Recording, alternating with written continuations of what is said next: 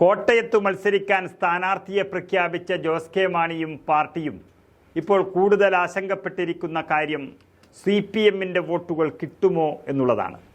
വലിയ വോട്ട് ബാങ്കുള്ള കോൺഗ്രസും മുസ്ലിം ന്യൂനപക്ഷങ്ങളും അതിനു പുറമെ കേരള കോൺഗ്രസുകാരും ശക്തമായി കൂടെ നിന്നതുകൊണ്ടാണ് 2019 കോട്ടയം സീറ്റിൽ തോമസ് ചാഴിക്കാടൻ അനായാസം വിജയിച്ചത്. പക്ഷേ ഇപ്പോൾ ഇടതുമുന്നണിയാണ്.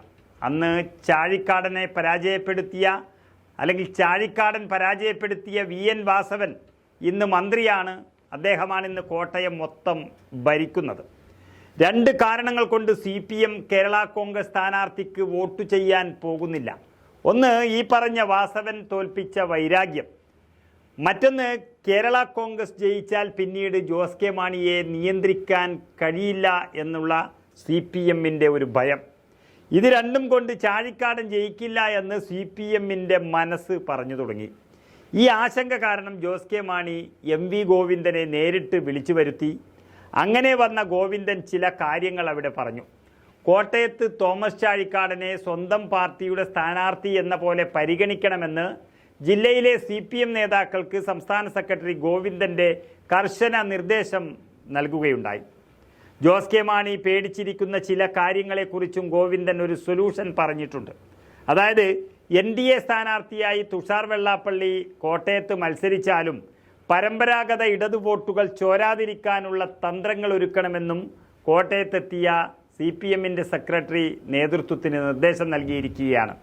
അപ്പോൾ ഈഴവ വോട്ടുകൾ നഷ്ടപ്പെടുന്നത് ചാഴിക്കാടന് തന്നെയാണെന്ന് ജോസ് കെ മാണിയും അങ്ങ് ഉറപ്പിച്ചിട്ടുണ്ട്. ഏതായാലും CPM പ്രവർത്തകരും ജോസ് കെ മാണിയുടെ പ്രവർത്തകരും ഒന്നിച്ചു പോകാൻ ഒരു സാധ്യതയുമില്ല. അതറിഞ്ഞുകൊണ്ട് തന്നെയാണ് ഗോവിന്ദൻ വന്ന് ഒരു ഓർമ്മപ്പെടുത്തൽ നടത്തിയത്. CPMന് ജോസ് കെ മാണിയോടുള്ള എതിർപ്പ് ഒന്നുകൂടി കൂടിയിട്ടുണ്ട്. അതായത് സ്ഥാനാർത്ഥികളെ ഒന്നിച്ച് പ്രഖ്യാപിക്കുന്ന ഇടതുമുന്നണിയിലെ പതിവ് രീതി തെറ്റിച്ചാണ് കഴിഞ്ഞ ദിവസം കോട്ടയത്ത് മാണി ഗ്രൂപ്പ് തോമസ് ചാഴിക്കാടൻ്റെ സ്ഥാനാർത്ഥിത്വം പ്രഖ്യാപിച്ചത്. അങ്ങനെ ഒരു മുഴം മുമ്പേ പരസ്യമാക്കിയ ആളാവാൻ ജോസ് കെ മാണിക്ക് ഇടതുമുന്നണിയിൽ ആരാണ് അധികാരം നൽകിയതെന്ന് CPM ചോദിച്ചു തുടങ്ങിയിട്ടുണ്ട്.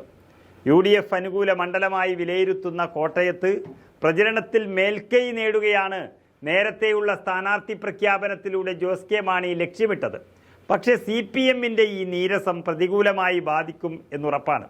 കഴിഞ്ഞ തെരഞ്ഞെടുപ്പിൽ കോട്ടയത്തെ പ്രധാന CPM നേതാവായ VN വാസവനെ തോൽപ്പിച്ചാണ് ചാഴിക്കാടൻ പാർലമെന്റിൽ എത്തിയത് എന്ന് നമ്മൾ പറഞ്ഞു കഴിഞ്ഞു.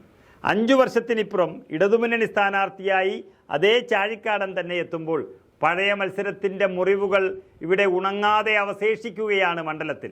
അതോടൊപ്പം തന്നെ SNDPക്ക് കാര്യമായ സ്വാധീനമുള്ള കോട്ടയം മണ്ഡലത്തിൽ തുഷാർ വെള്ളാപ്പള്ളി NDA സ്ഥാനാർത്ഥിയാകുന്നത് പരമ്പരാഗത ഇടതു വോട്ടുകളിൽ വിള്ളലുണ്ടാക്കുമെന്ന ആശങ്കയും ഇടതുപക്ഷത്തിനുണ്ട്.